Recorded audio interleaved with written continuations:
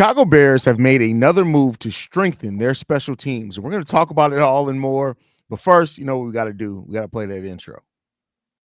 Into Chicago Bears Central, your number one place for all Chicago Bears news and content. What's going on, Bears fans? Welcome to another episode of Chicago Bears Central, your number one spot for everything Chicago Bears related. I'm the host here, Haize, joined by Stevo in the building, and we are here as we have been every day this week to break down news. And so the Chicago Bears have brought back Dante Pettis to this team. Now, we know that they released him in 2023, but he's coming back to play for the Bears now. He's a former special team standout, and I think I'm starting to see what Ryan Poles is doing here, brother. Ryan Poles has literally strengthened the offense, gotten so many weapons there. He strengthened the special teams, which as time was an Achilles heel for the Chicago Bears on both defense and when we're returning. This is a move that doesn't look like a major move, and I'm not trying to paint it as a major move, but it is strengthening another weakness that the Chicago Bears had. How do you feel about it, Steve-O? Your mic's muted, brother. I like it strictly because I didn't want him to really go when we left him because I knew what he brought at special teams. I knew what we had, and I was like, don't really have that much faith into Velas. And then when we brought in Trent Taylor, I was like, dude, he can catch, but he can't do nothing after it. Yeah. Versus everybody we seen at special team, Dante Pettis gave us the most production at the special teams kick returner and punt returner position. And to be quite honest with you, I have a little bit more faith in him versus somebody like a Tyler Scott or a Velus Jones, because that's pretty much, as of now, who we have left in the wide receiver room. We've seen him make some big catches. We've seen him do a lot of bad drops. But at the end of the day, he has rapport with one of the quarterbacks we have here. Just saying.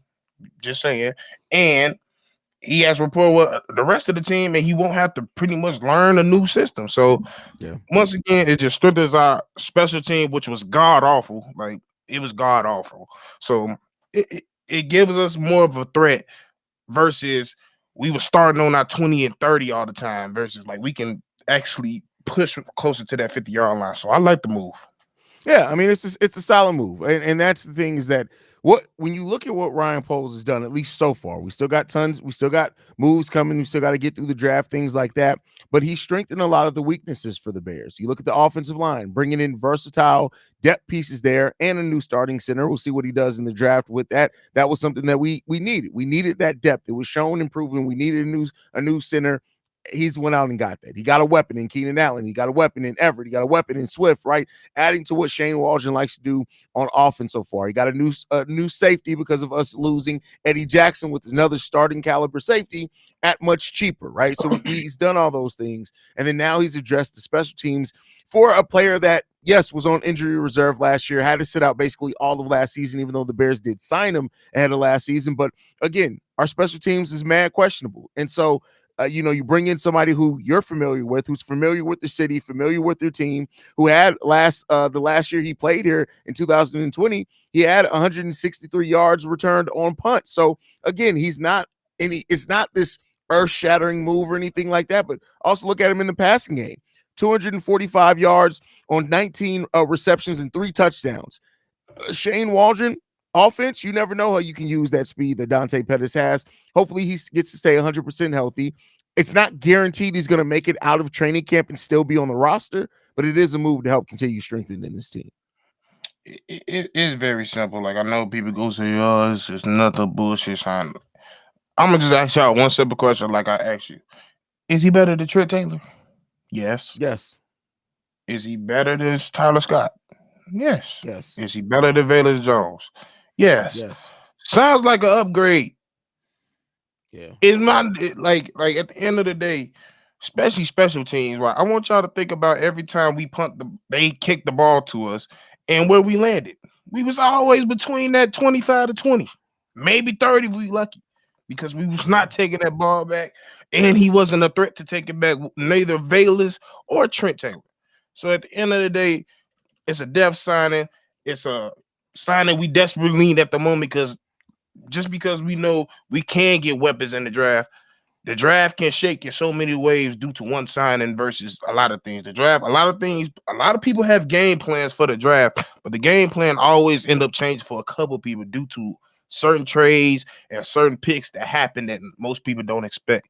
So this is just a insurance. I classify this as an insurance signing, just in case Yeah. we can't find somebody that can return kicks in the draft, in case we can't find a legit third that doesn't have to learn or take that long to learn the offense. So I like the pick. I like the signing. Like I said, I didn't want to see him go necessarily last year because I already knew his role wasn't going to be that big. And somebody for Dante Pettis, you need his role to be as small as possible because that's the best you're going to get out of him. Yeah, absolutely, absolutely.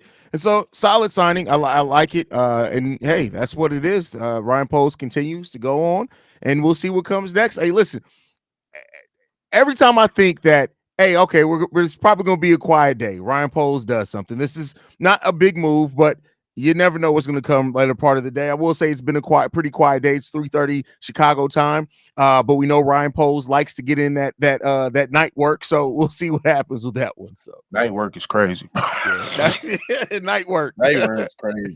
I'm just trying to like double check just to make sure. So like Tyler Scott gave us 168 yards, 11 receptions, and yeah. So you said, if I'm not mistaken, you said Dante had 13 receptions, right?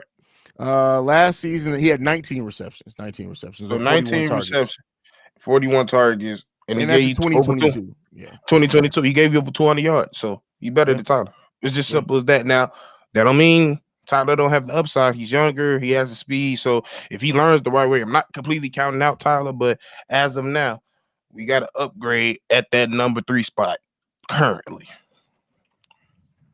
Yeah, so we'll see. But great points here. Another solid signing by the Chicago Bears, and we'll see what the rest of the day brings. Any parting words, Steve, before we get up out of here? Hey, like my boy just said in the comments, Ryan, what do you say? Night shift pose. Stay tuned because you never know what's gonna happen when night falls. That's a fact. But all right, man. Y'all make sure y'all stay tuned in. Follow the channel at Shy Bear Central. You can send us any feedback, questions, comments, concerns, ChicagoBearsCentral@gmail.com. Lastly, if you want to leave a text message and our voicemail, the number to do so, 773-242-9336. We're the number one spot for everything Chicago Bears related. And we'll see you lovely and beautiful people. If nothing else tonight when we drop the nightly, but knowing Ryan Poles, you'll probably be seeing our faces a couple of more times, man. Love you guys. Chi-town up, bear down, y'all.